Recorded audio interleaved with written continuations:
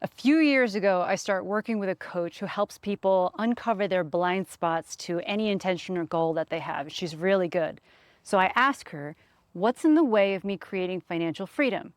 And I'm expecting her to tell me something about money mindset or whatever, but she pauses and says to me, it's not about money for you, it's about your mom. And I pause, it actually hits as truth. So what she says to me on the phone is, you're seeking to validate your worthiness with money for the worthiness you never felt coming from your mom. And I thought, ouch, that's so true. I could feel the truth of it. You know when something zings you with that truth? And I could feel my heart hurting. And I have spent since 2002, when I discovered personal growth and healing work, all this time, decades, healing all the wounds that I got from my relationship with my mother. It was a painful relationship. I don't want to hurt anymore, and for some reason when I'm with you, it just hurts the both of us. And I loved her so much, which is what actually makes it so painful. You don't care about people who you don't love. You care about, it hurts you when you really do love them. And to hear that I had so much more to go and that it was directly impacting my money, I said, okay, I feel properly motivated to deep dive into this. And I'm so glad I did, because it completely turned everything around. And I'm going to share about it with you.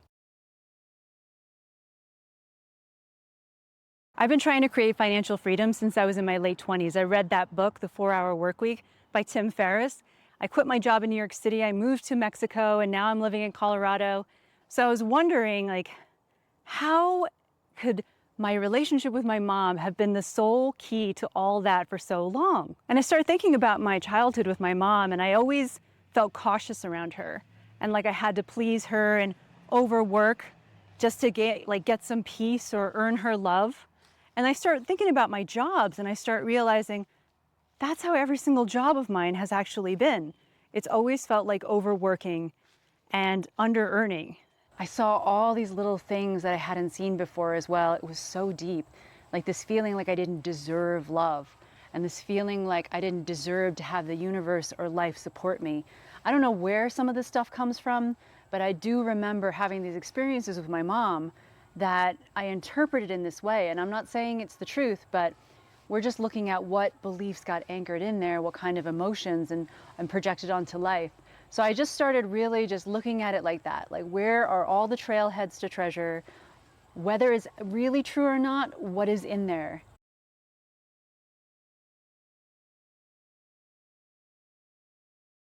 I try not to be too obsessive about it, but I invited the universe to show me, like, what do I need to know? This might surprise you. In A Course in Miracles, it has this one lesson that blew my mind. It said that all healing comes when we no longer believe in the value of pain.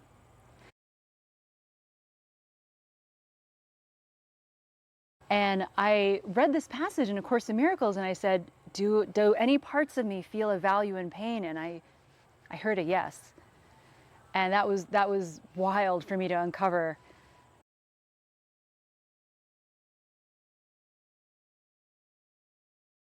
And I found that these parts, when I really dropped in, emotions, you got to really get slow and drop into that stillness and listen.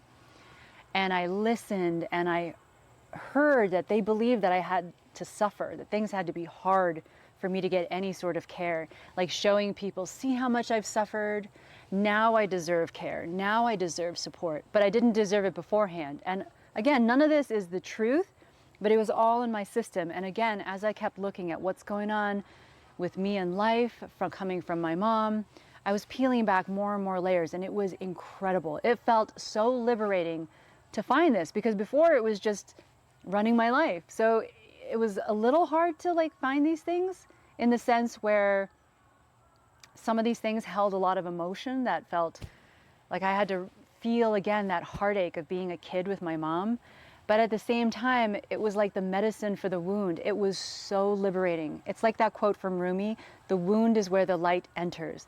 By being willing to look at what was there, all of a sudden it got aired out, and all this light started coming in. I started regaining my life force back. And then this flash of memory shows up for me, remembering my mom telling me the story of how she grew up during World War II and then the Korean War, And at 9 years old, my grandmother and her, with her siblings, they had to flee to a train to go to the south of Korea to avoid soldiers.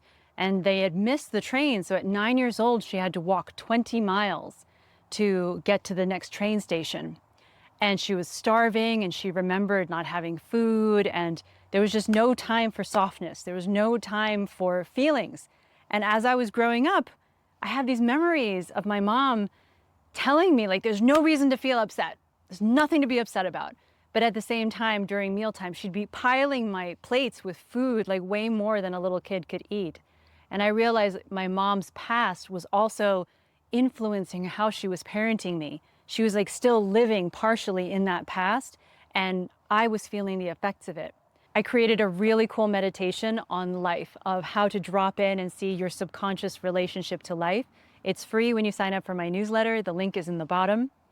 And I did this meditation to track ongoingly how I was relating to life, and I saw that scarcity. I saw an image of a forest come up, and the forest felt like it had some fruit, but it felt kind of barren in some other places. And I was always hiding up in a tree, like hiding to be safe. And this forest didn't feel very safe. And so I started doubling down on doing healing work. I did ancestral healing work, internal family systems. I started doing anything and everything that I knew would help me with attachment work. And it was powerful, and it started working. I started noticing little things, like I wasn't as hungry and I didn't snack as much as I used to. I stopped overspending on these useless things I used to get constantly, like items of clothing and whatnot. And then I also noticed that I stopped seeking approval. Like I stopped hiding my truth, and I stopped saying yes to things I didn't want to do. As I healed all this attachment wound within myself, I started feeling just way more calm and centered in my own being. And I started feeling comfortable saying no to people, telling my truth. I started storytelling, which is something I always wanted to do, and I never did it. And then I started realizing, oh, this is why I've changed my career so many times. I changed my major in college multiple times. And I realized it was because I was thinking about what my mom would approve of. That little kid inside of me was still hustling to get my mom's approval. And my mom had said to me at a very early age, she said, you'll never make money from artistic stuff. She's like, you got to choose something practical. And that was her life back then. Like during the war, during when she grew up, like all you could focus on was having enough food to eat and survival. That was important. Everything else was just frivolous. And so I had taken that in I remember it was 8 years old when she said that. And I had never gone for careers that I truly loved. And it didn't click until I started doing this healing attachment work with my mom. So as I'm healing, I do the life meditation. I notice the forest is feeling more lush. I feel safer. After a year of doing this work, I'm coming down from the tree in my meditation, and I'm able to actually move through the forest. And then last winter, I entered a moth storytelling competition, and I won. And I started this YouTube channel, which I never would have thought of doing like 6 years ago. And then I remember that I took an inherited ancestral healing trauma class back in 2015. And one of the main things they told us was that our mom represents life. How nourished and how much we can receive from life is represented in our relationship to our mom. Now, this is not a judgment thing. It's just we as humans, that's what we do. Whatever relationship we have with our mom, we project it onto life. And then there's all sorts of ancestral things that we inherit. So like my mom, she took what she learned, how she saw the world, and passed it to me. And then I took that and I did all sorts of inner healing work, and I'm passing a different story on to my daughter. And I created another worksheet that has you look at your relationship with your mom, another free worksheet that you can download if you subscribe to my newsletter. And I saw how everything had to do with my mom and my early relationship to her was how I viewed life. I viewed life as painful and hard, and I could get some things, but I had to overwork and earn it.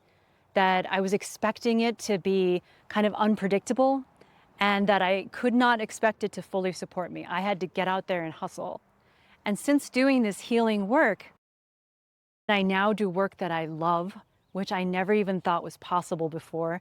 And in the beginning, I was hustling for clients, giving out tons of free sessions. But as I continued to do this work, I started feeling so abundant and so supported that all of a sudden, like all these word of mouth referrals started happening, opportunities, teaching jobs started coming, even without me having to do any harder work. The whole life meditation has completely changed. My relationship with my mom has completely changed. She's mostly the same, but we haven't fought in the last couple of years, which is something unheard of.